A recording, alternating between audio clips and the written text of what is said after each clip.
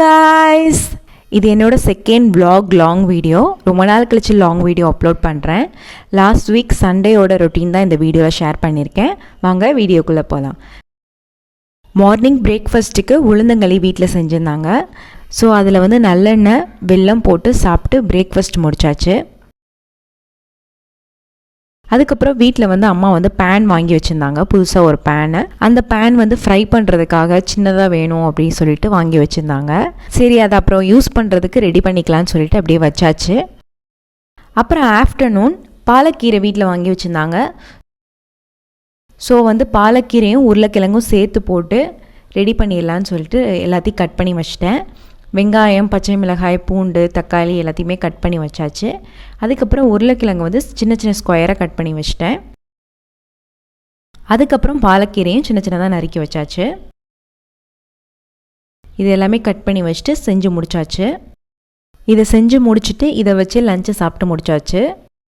வீட்டில் வேறு ஒயிட் குருமா வச்சுருந்தாங்க, கேரட் பீன்ஸ் போட்டு, அதை வச்சு சாப்பிட்டு முடிச்சாச்சு. அதுக்கப்புறம் ஈவினிங்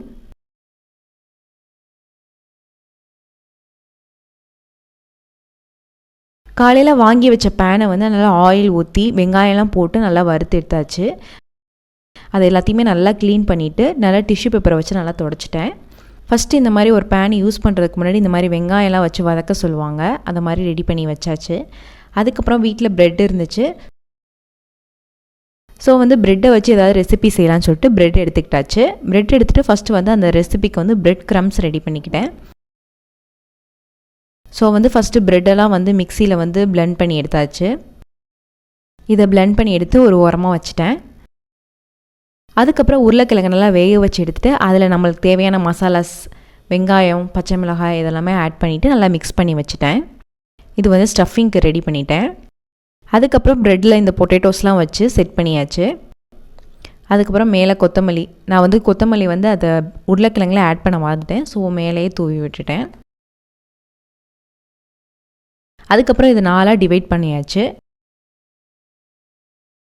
இப்போ நான் வந்து கார்ன்ஃப்ளவரும் மைதா அதுக்கப்புறம் கொஞ்சமாக வாட்டர் ஆட் பண்ணி ஸ்லரி ரெடி பண்ணிட்டேன். அதில் அப்படியே டிப் பண்ணிவிட்டு இந்த ப்ரெட் க்ரம்ஸில் மேலே போட்டு எடுத்துடலாம்.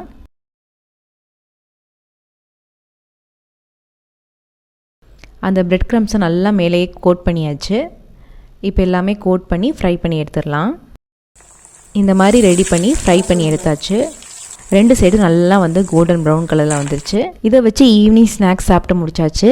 அப்புறம் டின்னருக்கு ரைஸ், வெண்டைக்காய் குழம்பு, அதுக்கப்புறம் வந்து அந்த பொட்டேட்டோ கறி, நான் செஞ்ச ஸ்நாக்ஸ் இதெல்லாம் வச்சு டின்னர் சாப்பிட்டு முடிச்சாச்சு.